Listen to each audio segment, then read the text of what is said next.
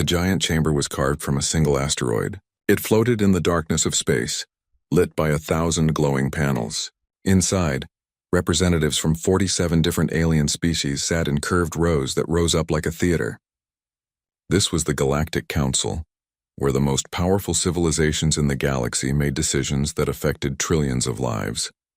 At the very back of the chamber, in the seats reserved for those who came to ask for things, 3 humans sat quietly.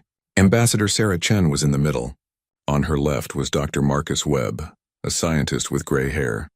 On her right was Colonel James Park, who wore a simple dark suit instead of a military uniform. They looked very ordinary compared to the aliens around them.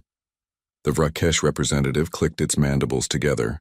The insect-like creature stood on 6 legs, its body covered in shining blue armor. When it spoke, the translation device made its voice sound like metal scraping on metal. "These humans want to join us?" The Vrakesh laughed, a sound like breaking glass. "They have barely left their own star system. They still fight wars on their home planet. What can they possibly offer this council?" Ambassador Chen did not react. She kept her hands folded on her lap and her face calm. Dr. Webb looked down at his tablet. Colonel Park stared straight ahead. They had expected this. The luminary prime speaker floated above its seat. The crystalline being glowed with soft blue light that pulsed when it talked. Its voice sounded like wind chimes. "Humanity has existed for only a few thousand years of recorded history," the luminary said. "We have watched civilizations rise and fall for 1,000,000 years. The humans are children playing with dangerous toys. They create weapons that could destroy their own world. They poison their own air and water. They cannot even agree among themselves on simple matters." Murmurs of agreement rippled through the chamber. Several species made sounds that their translators turned into laughter. The humans remained silent. A massive blob of gas spoke next. The ETH core had no solid body, just a cloud of purple vapor held together by a containment field. Its voice boomed through the chamber. "Look at them sitting there," the ETH core said. "So quiet, so weak. They bring no great technology, no ancient wisdom, no powerful fleets. Why should we waste our time on such a primitive species?" Ambassador Chen allowed herself a small smile, but she said nothing. The other humans did not move. What none of the council members noticed was that some of their sensors had started to give strange readings. The automated systems that monitored the chamber detected tiny fluctuations in power. The security scanners showed brief flickers on their screens, but these warnings were so small that no one paid attention to them. The Vrakesh leaned forward on its 6 legs. Its compound eyes could see more than most species. It could detect heat, movement, even electrical fields. And now, looking at the humans in the back row, it saw something that made its antennae twitch. The shadows behind the 3 humans were wrong. They were too dark, too deep. In a chamber lit by panels from all directions, there should not be shadows that dark. The Vrakesh tilted its head, using different parts of its compound eyes to look at the darkness behind the humans. The shadows moved. It was just a tiny movement, barely visible. But the Vrakesh had hunted prey on its homeworld for 50 years before joining the diplomatic corps. It knew the difference between a natural shadow and something alive hiding in darkness. The insect-like alien opened its mouth to speak, but the luminary prime speaker continued the mockery. "Perhaps in another 1,000 years, humans might have something to offer," the crystal being said. Its light pulsed with what the translator interpreted as amusement. "If they have not destroyed themselves by then." Many young species fail to survive their own adolescence. We have seen it happen dozens of times. More laughter filled the chamber. Even the species that usually remain neutral joined in. The idea of humans joining the Galactic Council seemed like a joke to everyone present, except the humans themselves. They still sat quietly, showing no anger or frustration. This actually made some of the council members more annoyed. The Catharan delegate, a tall being covered in silver scales, noticed this strange calmness. The Catharan were warriors, and they recognized when someone was confident for a reason. The lights in the chamber flickered. Just once, just for a second. Most species did not even notice. But the Vrakesh's compound eyes caught it. So did the Catharan's sharp vision. The shadows behind the humans had definitely moved during that flicker. Ambassador Chen finally stood up. The chamber fell silent as every species turned to look at her. She was small compared to most of the aliens in the room. She wore a simple gray suit with a small Earth flag pin on her collar. She looked completely ordinary. "Thank you for considering our petition," she said. Her voice was calm and polite. "We understand your concerns about humanity. Many of them are valid. We are young. We have made mistakes. We still have much to learn." She paused and looked around the chamber, making eye contact with several of the representatives. The Vrakesh noticed that her eyes held no fear, no anger, just a strange kind of patience. "However," Chen continued, "we did want to ask formally before taking any other steps. It seemed like the polite thing to do." The ETH core's gaseous form rippled with what might have been confusion. "Other steps? What other steps could you possibly take? You have no power here, human." Ambassador Chen's smile grew a little wider. "We have friends," she said simply. "And they have been very patient while we went through the proper diplomatic channels. But I'm afraid that patience is running out." The lights flickered again. This time everyone noticed. The flicker lasted longer, and when the lights came back to full strength, several of the security systems started beeping urgent warnings.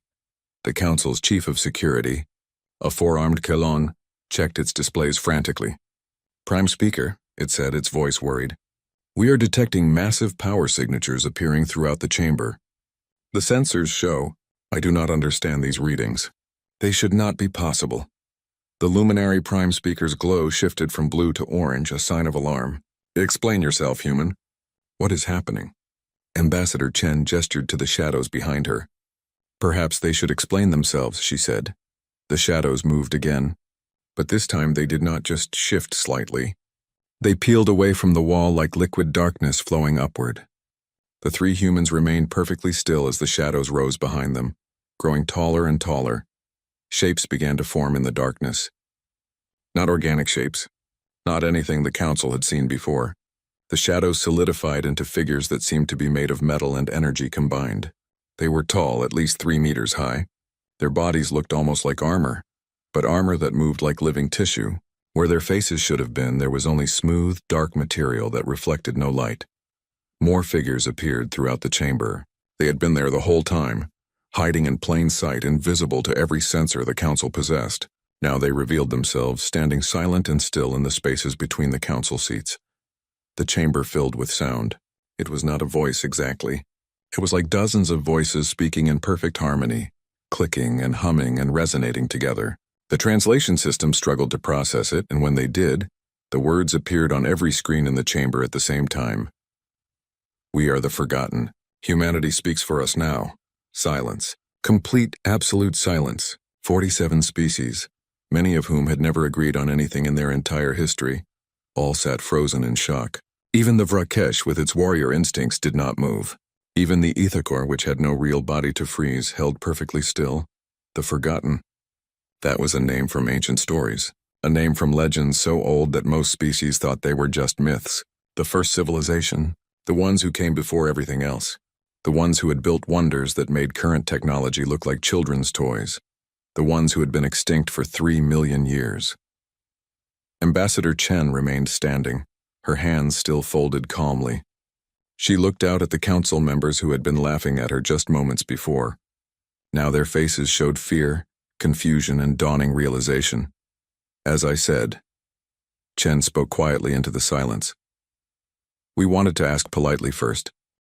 The luminary Prime Speaker took almost an hour to recover enough to speak. Its crystalline body had shifted from orange alarm to a deep red that no one in the chamber had ever seen before. Around the room, Council members whispered to each other in dozens of languages.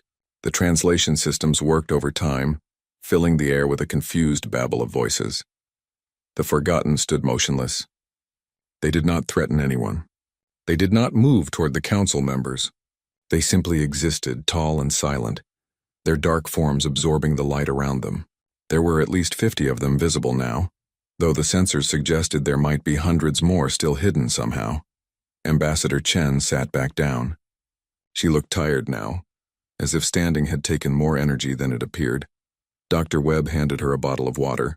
Colonel Park continued to stare straight ahead, his face showing no emotion at all. The three humans looked very small next to the towering figures behind them. Finally, the luminary spoke. Its voice had lost all of its earlier amusement. "This changes nothing," it said, though everyone could hear the uncertainty in those words.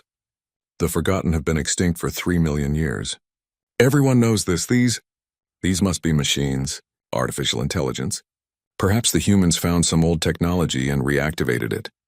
The harmonized voice of the Forgotten filled the chamber again. We are not machines. We are not artificial. We are what remains of the first civilization. We chose to sleep. We chose to wait. We have been waiting for someone worthy to wake us. The Vrakesh found its voice. The insect warrior had seen many battles, many dangerous situations, but nothing had prepared it for this. And you chose the humans? These weak, primitive creatures who still fight each other over resources and ideology. Why would beings of your power choose them? Ambassador Chen stood again. She looked directly at the Vrakesh when she spoke. Maybe that is exactly why they chose us, she said. Because we still remember what it is like to struggle. Because we still remember what it is like to be weak. Because we have not forgotten how to grow. The ETH core's gaseous form swirled with agitation. This is nonsense. The Council cannot be threatened into accepting membership. We have rules. We have procedures. We have standards that have guided us for millennia. We are not threatening you, Chen said calmly. We are simply showing you the truth. 50 years ago, human explorers found something in the space between galaxies, a structure so large that it could hold 1,000 worlds inside it. Inside that structure, we found them. She gestured to the Forgotten behind her. Dr. Webb stood up as well. He pulled out his tablet and projected an image into the center of the chamber. It showed a massive shape floating in the void, dark against the distant glow of galaxies. The structure was beyond massive. It was difficult to even understand the scale of it. It made entire star systems look tiny. We thought it was abandoned, Webb said. His voice was quiet, scholarly. We sent exploration teams inside. The structure was old, older than anything we had ever encountered, older than anything in your council's records. We found chambers that could hold cities, technology we could not begin to understand, and in the center we found them, sleeping. The image changed, showing the interior of the structure. Vast halls stretched into darkness. Strange symbols covered the walls, and in alcoves arranged in perfect rows, thousands of the Forgotten stood motionless, their dark forms barely visible in the dim light.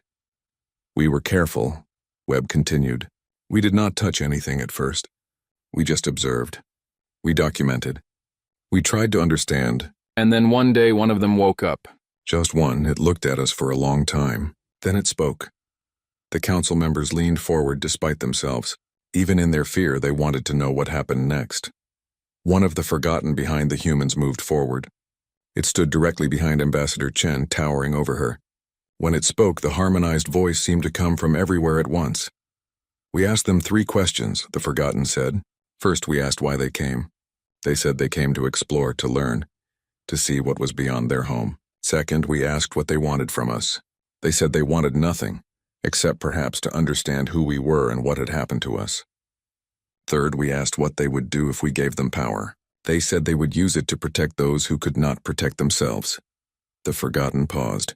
We have asked those questions to 17 species over 3 million years. All of them found our structure eventually. All of them woke us, whether they meant to or not. The Vrakesh found us 2 million years ago. The Luminary found us 1 million years ago. The ETH core found us 500,000 years ago. Shocked silence filled the chamber. The Vrakesh's mandibles clicked together in distress. The Luminary's glow dimmed to almost nothing. The ETH core's gaseous form contracted into a tight ball. You never told anyone, Ambassador Chen said softly. Each of you found the Forgotten. Each of you spoke with them, and each of you failed their test. So you went back to sleep, and the Forgotten erased all memory of the encounter from your ship's records. You came home with nothing but gaps in your mission logs. The Luminary Prime Speaker's voice shook.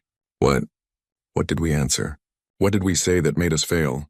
The Forgotten's voice carried a weight of ages. The Vrakesh said they came to conquer. The Luminary said they came to acquire knowledge that would prove their superiority.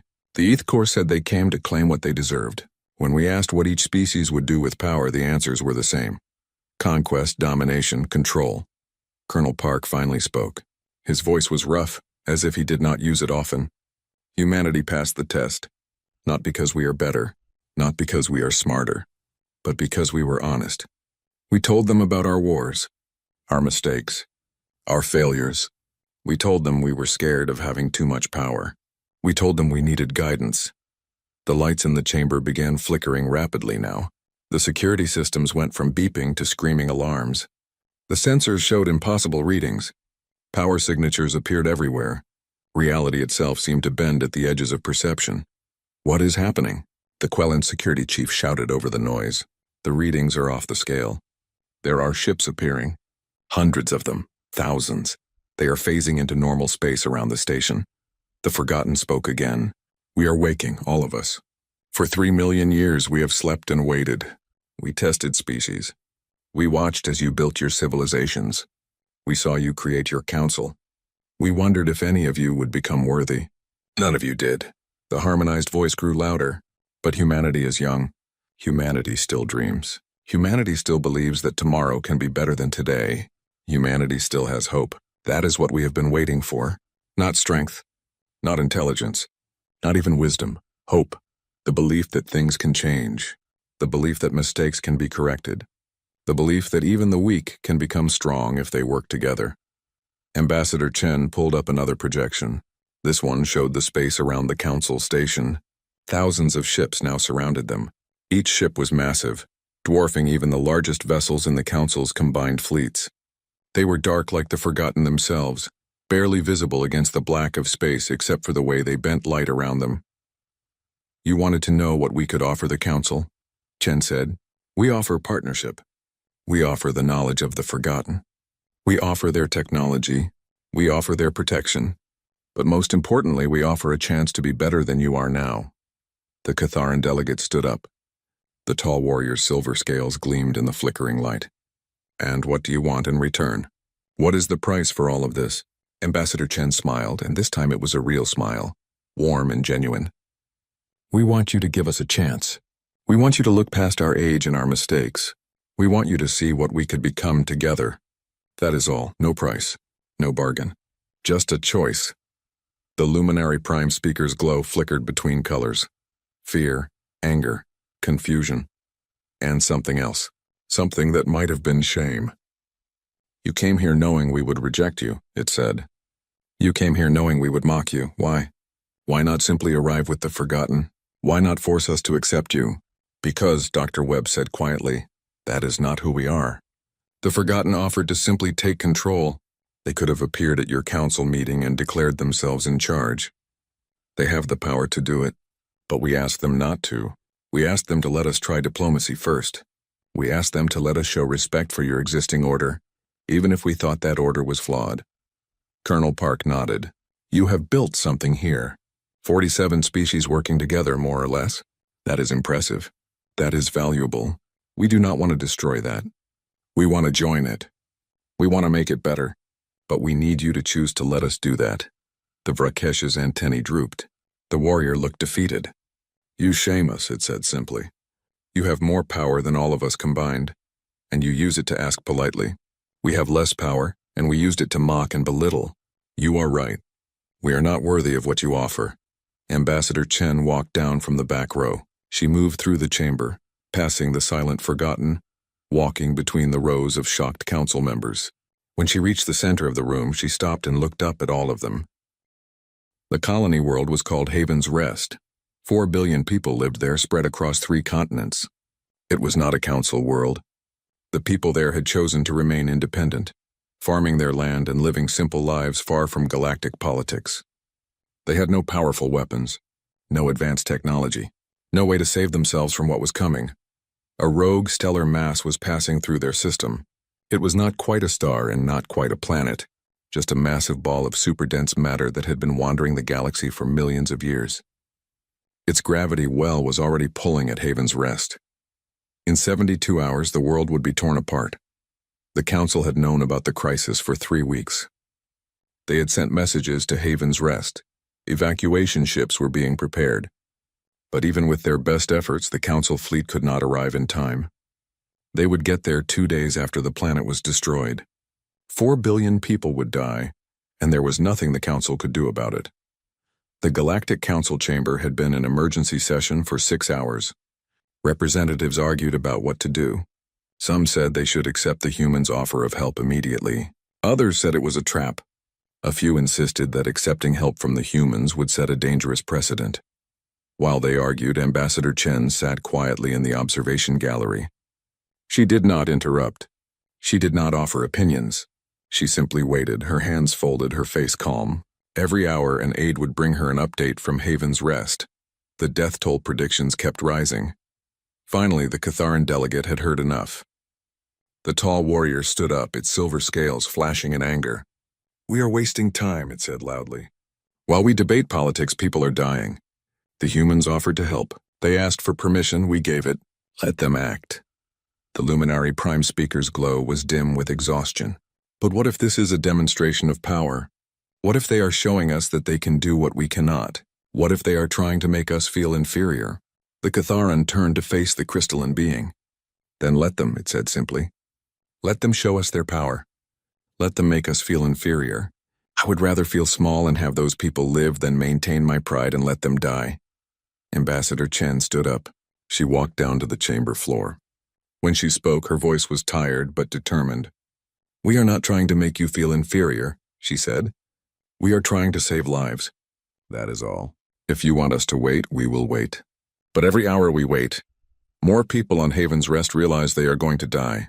Every hour we wait, parents try to explain to their children why they cannot be saved. Every hour we wait, the situation gets worse." The Vrakesh clicked its mandibles together. The insect warrior had been quiet since the revelation about the Forgotten. Now it spoke with a voice full of shame. "We failed their test once. We answered with pride and arrogance. Are we really going to fail again by letting innocent people die while we protect our feelings?" The chamber fell silent. Finally, the luminary prime speaker pulsed once with blue light. "Go," it said quietly. "Save them. Show us what we should have been all along." Ambassador Chen nodded. She pulled out a communication device and spoke a single word. "Proceed." The council's sensors showed what happened next in real time. 50 forgotten ships appeared in orbit around Haven's Rest. They did not phase in slowly. They did not emerge from warp space. They simply appeared, as if they had always been there and everyone had just not noticed until now. Each ship was massive, but they moved with grace and precision. They arranged themselves in a perfect sphere around the planet. On Haven's Rest, people looked up to see the dark shapes blocking out the sun. Panic spread. Many thought it was an invasion. Dr. Webb appeared on every screen on Haven's Rest. His face was kind, his voice gentle. "People of Haven's Rest," he said. "My name is Dr. Marcus Webb. I represent humanity and our friends, the Forgotten. We know you are in danger. We know you are scared. We are here to help. Please do not be afraid." On the planet below, the colonists watched as the ships began to glow. Energy fields formed between the vessels, connecting them in a web of light. The web grew brighter and brighter until it surrounded the entire planet. In the council chamber, the technical experts frantically analyzed the sensor data. "They are generating a gravitational field," one expert said, its voice filled with disbelief. "No, multiple fields. They are layering them, creating a bubble. They are shielding the entire planet from the stellar mass's gravity well." "That is impossible," another expert said. "The energy required to do that would drain an entire star. No civilization has that kind of power." Ambassador Chen smiled slightly. "They do not draw power from stars," she said. "They draw power from the fabric of space itself. That is what made them the first civilization. They learned to tap into the fundamental forces of reality." The council watched as the rogue stellar mass passed through the system. Its gravity well was so powerful that it bent light around it. It should have ripped Haven's Rest apart like a paper bag, but the energy shield held. The planet barely shook. On the surface, people hugged each other and cried. They had been certain they were going to die. Many had already said their goodbyes. Now they stood under the glowing shield and watched as death passed them by without touching them. But the humans and the Forgotten were not done. Colonel Park appeared on the screens next. "People of Haven's Rest," he said in his rough voice. "The immediate danger has passed, but your world has been damaged. Your orbit has been pulled off course. Your atmosphere has been disturbed. You have several months before these problems become critical. We would like to fix them with your permission." The leader of Haven's Rest was an old woman named Alara. She had lived on this world for 90 years. She had raised 5 children here. She had buried 2 husbands here. She had never wanted anything to do with the galactic powers. But now she stood in her simple office and looked at the human on the screen. "Why?" she asked simply. "Why would you help us?" We are nothing to you. We have nothing to offer you. Colonel Park's stern face softened into something almost like a smile. Because you need help, he said. That is the only reason we need. If you want us to go, we will go. But if you let us stay, we will fix what was broken. Ilara thought for a long moment. Then she nodded. Please stay, she said. Please help us. And thank you. Thank you for showing us that there is still kindness in the galaxy. Over the next 3 days, the Council watched as humanity and the Forgotten worked together. The dark ships moved with impossible precision. They adjusted Haven's Rest's orbit back to its original path. They repaired the damage to the atmosphere. They even fixed several problems that had existed before the crisis. But what impressed the Council most was not the technology. It was how the humans interacted with the colonists. Teams of human volunteers came down to the planet. They helped repair buildings damaged by the gravitational stress. They brought supplies. They sat with people who had been traumatized and just listened to them talk about their fear. Dr. Webb spent hours in a school, talking to children about what had happened. He did not talk down to them. He did not lie to them. He simply explained in simple words what the danger had been and how it was fixed. The children asked him questions and he answered everyone. Are the Forgotten scary? One little girl asked. She had big eyes and held a stuffed animal tight against her chest. Dr. Webb knelt down so he was at her eye level. They can be scary when you first see them, he admitted. They are very big and very different from us. But scary things are not always bad things. The thunder is scary, but it brings rain for the crops. The ocean is scary, but it gives us fish to eat. The Forgotten are powerful, but they use that power to help people, not hurt them. The little girl thought about this. Can I meet one? She asked. Dr. Webb smiled. I think that can be arranged. Later that day, one of the Forgotten came to the school. It moved slowly and carefully, aware of how large it was compared to the children. When it reached the schoolyard, it knelt down, making itself smaller. The children gathered around it, their fear gradually replaced by curiosity. The Forgotten's harmonized voice spoke gently. We are sorry we scared you, it said. We only wanted to help. We have been alone for a very long time. It is good to be among people again. The little girl who had asked the question walked up to the towering figure. She held out her stuffed animal. Do you want to hold my bear? She asked. He helps when I am scared. The Forgotten extended one dark hand. The hand was huge, but it moved with incredible delicacy. It took the tiny stuffed bear and held it carefully. Thank you, the Forgotten said. This is very kind. In the council chamber, they watched this moment on the screens. The luminary prime speaker's glow shifted to a color that indicated deep thought. The Rakesh's antennae drooped with emotion. Even the Ethcor's gaseous form seemed to contract with something that might have been shame. They have power we cannot imagine, the Catharan delegate said quietly. They could rule the galaxy with ease. But they use that power to comfort frightened children. What does that say about them? Ambassador Chen had been watching the same screen. She turned to face the council. It says they remember what it is like to be weak, she said. It says they remember what it is like to need help. It says they choose compassion over domination. The council chamber had never been so full. Every species sent not just their regular representatives, but their leaders, their advisors, their scholars. The gallery seats were packed with observers. News services from across the galaxy broadcast the proceedings live. Everyone wanted to see what would happen next. Ambassador Chen sat in the back row again. This time she was not alone. Dr. Webb and Colonel Park sat with her as before. But now 3 of the Forgotten stood behind them, visible for all to see. They did not hide in shadows anymore. They stood tall and silent, witnesses to whatever decision the council would make. The luminary prime speaker began the session. Its crystalline form glowed with a steady blue light, calm now instead of alarmed. We are here to vote on humanity's petition to join the Galactic Council, it said. But before we vote, we must talk. We must be honest with ourselves about what happened and what it means. A small species called the Tirelli spoke first. They looked like birds with bright feathers and sharp eyes. I am afraid, the Tirelli representative said honestly. The Forgotten have power we cannot match. If we accept humanity into the council, we are accepting that power too. What if they decide they do not like our decisions? What if they use that power against us? Several other species made sounds of agreement. Fear was a powerful thing, and it was hard to argue with. The Tirelli had spoken what many were thinking. The Catharan delegate stood. The tall warrior looked around the chamber slowly. I am afraid too, it said. But I'm more afraid of what we become if we reject them. We watched them save 4 billion lives. We watched them ask for permission first. We watched them treat children with kindness and old colonists with respect. If we reject that because we are scared of power, what does that say about us? A species called the Mordrin spoke next. They were slow-moving beings that lived for thousands of years. Their representative's voice was like rocks grinding together. The Forgotten have been watching us for millions of years. They tested our ancestors. They found us wanting. Why should we trust them now? Why should we trust the humans who speak for them? Ambassador Chen raised her hand. The Luminari nodded, giving her permission to speak. She stood and walked down to the chamber floor. You should not trust us, Chen said simply. The chamber went quiet at this unexpected response. You do not know us. We are strangers. We come to you with great power and ask you to let us join you.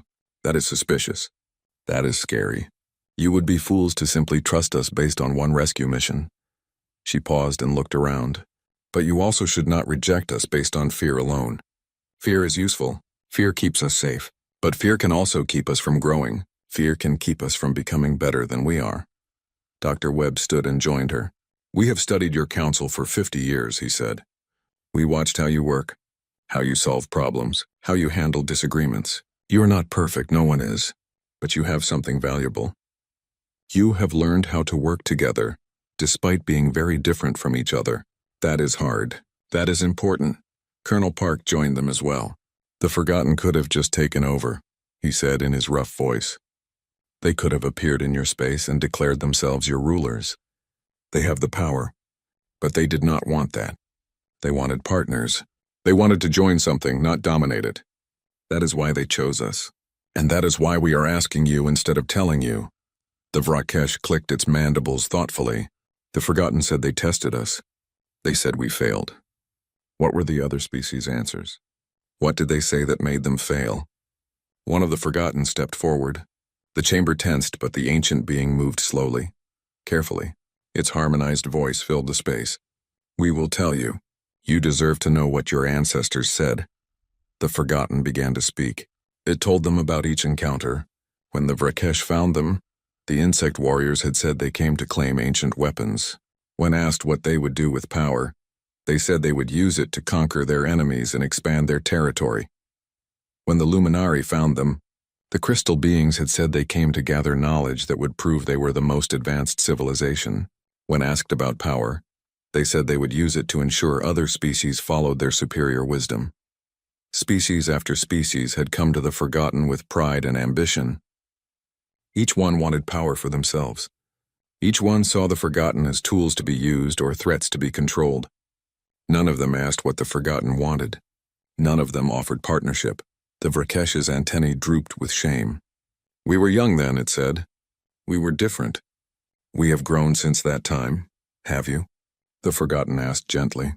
When the humans asked to join your council, what did you do? You mocked them. You laughed at them. You dismissed them without even considering their petition. You are older now, more experienced. But are you truly different? Silence filled the chamber. It was an uncomfortable silence, the kind that comes when someone speaks a truth that hurts. The Luminari Prime Speaker's glow dimmed. We are still proud, it admitted. We still think we are better than younger species.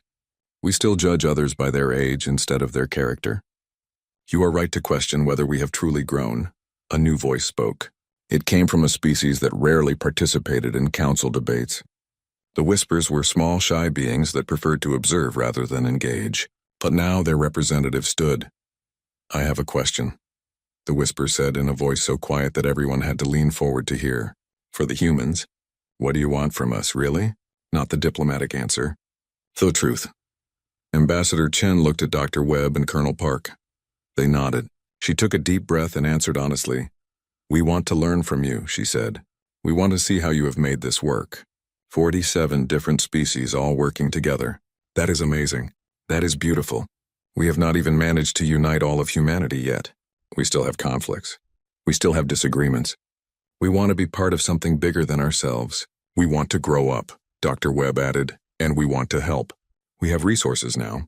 We have knowledge from the Forgotten. We have technology that could solve problems. But we are smart enough to know that technology alone does not solve anything. We need wisdom. We need experience. We need guidance. That is what you have, Colonel Park finished. And we want friends. The universe is big and cold and empty. We do not want to face it alone. We do not want the forgotten to face it alone. We want to be part of a community. That is all. No conquest. No domination. Just partnership. The whisper sat down slowly. I believe them, it said simply. I do not know why. But I do. The ETH core's gaseous form swirled. But what about the power imbalance? What happens when we disagree with them? What happens when they want something and we say no? Will they force us? Ambassador Chen nodded. That is a fair question. Let me propose something. If you accept us into the council, we will agree to several conditions. First, humanity gets one vote, just like every other species. Not one vote for humanity and one for the forgotten. Just one vote total. Second, she continued, the forgotten will not directly participate in council politics. They will share their knowledge freely. They will help with technical problems. But they will not vote. They will not demand. They will only offer. Third, she said, any member species can call for a review of our membership at any time. If the majority votes that we have broken trust or misused our position, we will leave peacefully. No threats, no retaliation. We will simply accept your decision and go. The chamber buzzed with conversation. This was unexpected. The humans were offering to limit their own power voluntarily. They were giving the council a way to remove them if needed. The Catharan delegate stood again. I have heard enough, it said. The humans saved 4 billion lives.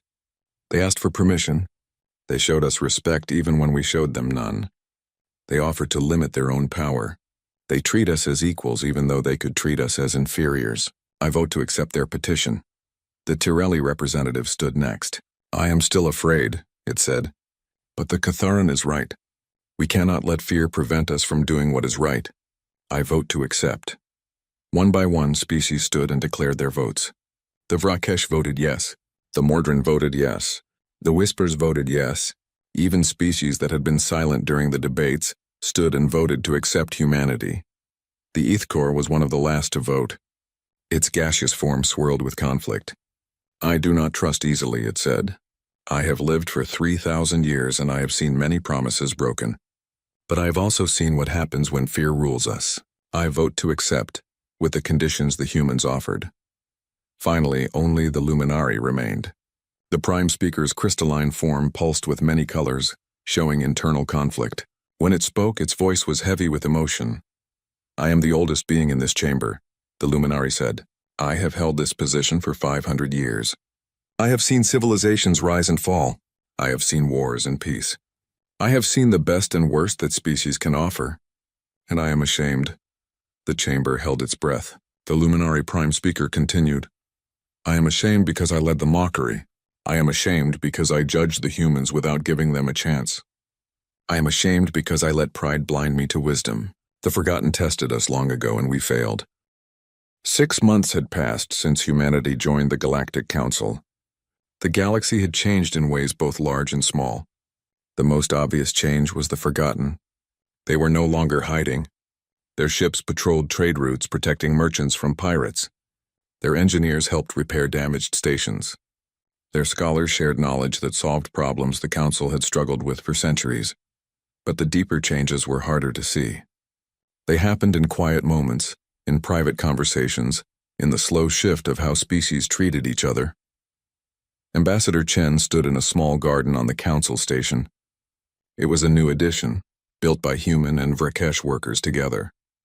The plants came from a dozen different worlds, arranged in a way that somehow worked despite being completely different from each other. It reminded Chen of the Council itself.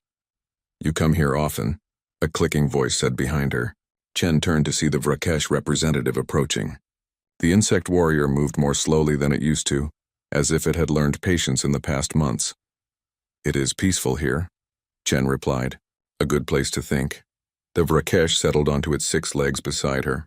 For a while, they just stood together in silence. Finally, the insect spoke. I wanted to apologize, formally, for how I treated you when you first came to us. For the mockery, for the disrespect. Chen shook her head. You already apologized. Several times. You do not need to keep doing it. But I do, the Vrakesh insisted. Not for you, for me. I need to remember what I almost became. What I almost stayed. Pride is easy. Humility is hard. I must practice it, Chen smiled. Then I accept your apology again and I offer my own. We could have handled things differently too. We could have been less dramatic with our revelation. We chose theater over simplicity. The Vrakesh's antennae twitched with what might have been amusement. It was effective theater, at least. I have never seen the council so united so quickly. Fear is a powerful motivator. But not the right motivation, Chen said quietly. That is what I worry about sometimes. Did you accept us because you wanted to? Or because you were afraid not to? The Vrakesh considered this carefully. At first, yes, fear played a role. But these past 6 months have shown me something. You have power, but you do not wield it like a weapon. You ask before you act. You listen before you speak. You treat the smallest species with the same respect as the largest. That is not fear. That is who you are. So no, I do not accept you because I'm afraid anymore. I accept you because I respect you. In another part of the station, Dr. Webb sat in a research lab with scientists from 17 different species. They were working on a problem that had plagued the council for decades. A disease that affected multiple species but resisted all treatments. The Forgotten have given us access to their medical database, Webb explained. He projected an image into the center of the room. It showed molecular structures that most of the scientists had never seen before. They encountered this disease 3 million years ago. They developed a cure, but the cure will not work for all of you. Your biology is too different. A luminary scientist, its crystalline form glowing with concentration, studied the structures. Then why show us? If the cure does not work, what good is the knowledge? Webb smiled, because the Forgotten did not just give us the cure. They gave us the process, how they developed it, how they tested it, how they adapted it for different biologies. With this knowledge, we can develop our own cures that work for each of your species specifically. A Torelli scientist chirped excitedly. This is not just a cure. This is a teaching. They are showing us how to fish instead of giving us fish. Exactly, Webb said. The Forgotten have knowledge, yes, but they do not want to just give you answers. They want to help you learn how to find answers yourselves. That is their gift, not technology, not power, education. The scientists worked late into the night, species that normally competed now collaborating. Webb watched them with satisfaction. This was what humanity had hoped for. Not dominance, partnership. On Haven's Rest, the colony world that had been saved, life had returned to normal. But normal was different now. The colonists had built a monument in their capital city. It was simple, made from local stone. It showed a human figure and one of the Forgotten standing side by side, their hands reaching down to help a small figure representing the colonists. Ilara, the old woman who led Haven's Rest, stood before this monument with a group of children. They were on a field trip learning about the rescue. The little girl who had offered her stuffed bear to the Forgotten was among them. Why did they save us? One child asked. We are not important. We are not powerful. Why did they care? Ilara smiled. That is exactly why they saved us, she said. Because we needed help. Not because we deserved it or earned it or paid for it. Just because we needed it. That is what makes them different. They measure worth by need, not by power. The little girl with the stuffed bear touched the monument gently. I am glad they woke up, she said. The galaxy seems nicer now.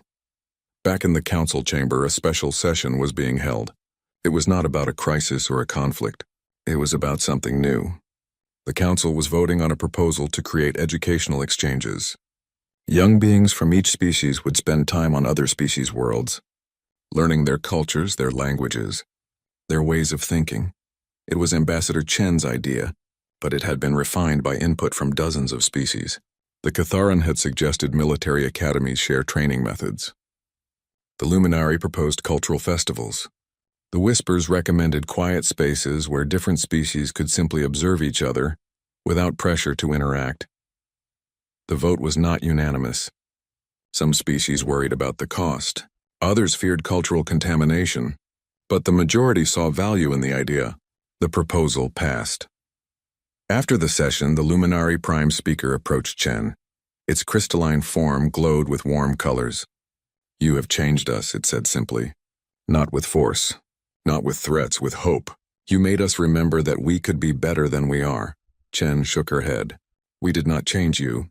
You changed yourselves. We just gave you a reason to try. That evening, Chen, Webb, and Park met with the Forgotten in a quiet room away from the busy corridors. 3 of the ancient beings sat with them, having learned to make themselves smaller and less intimidating for these private meetings. We have been watching, one of the Forgotten said. We see how the Council is changing. We see how species interact now. We see cooperation where there was competition. We see curiosity where there was suspicion. This is what we hoped for. Colonel Park leaned back in his chair. You tested 17 species over 3 million years, he said. You rejected all of them. What makes you think this time will be different? What makes you think we will not fail eventually? The Forgotten's harmonized voice was gentle. Nothing. We have no guarantee. You might fail. The Council might fail. This entire experiment might collapse in a generation or 2. That is the nature of living things. You are not perfect. You never will be, Dr. Webb frowned. Then why wake up? Why go through all of this if you think it might fail? Another Forgotten spoke. Because trying and failing is better than never trying at all. Because growth requires risk. Because the alternative is to sleep forever, dreaming of what might have been. We would rather be awake and uncertain than asleep and safe. Ambassador Chen understood. That is why you chose us, she said. Not because we are perfect, but because we still try despite knowing we might fail. Because we still hope despite knowing hope can be disappointed. Yes, the Forgotten said. Exactly yes. The other species we tested wanted guarantees. They wanted certainty. They wanted to know that if they partnered with us, they would benefit. But you never asked for guarantees. You just asked if we wanted to try together. That courage to face uncertainty is what we have been waiting for. A year passed, then 2, then 5. The Council continued to grow and change. Not every day was easy. There were disagreements. There were conflicts. Some species still struggled with old prejudices. Some proposals failed. Some initiatives did not work as hoped. But slowly, steadily, things got better. Trade increased. Conflicts decreased. Scientific collaboration produced breakthroughs. Cultural exchanges created friendships. The galaxy was not perfect, but it was improving. One day, Ambassador Chen received a message from Earth. Her granddaughter had been born. A little girl with her grandmother's eyes. Chen looked at the picture and smiled. This child would grow up in a galaxy very different from the one Chen had known. She would go to schools where she learned alongside alien children. She would read books translated from dozens of languages. She would grow up knowing that humans were not alone, not special, not superior. Just one species among many, all trying to make the universe a little bit better. That night, Chen stood in the garden again. The Vrakesh found her there, as it often did. They had become friends over the years, these 2 beings from such different worlds. My granddaughter was born today, Chen said. The Vrakesh's antennae moved in a pattern that Chen had learned meant congratulations. That is wonderful. What will you name her? Hope, Chen said simply. Her name is Hope. The Vrakesh clicked its mandibles softly.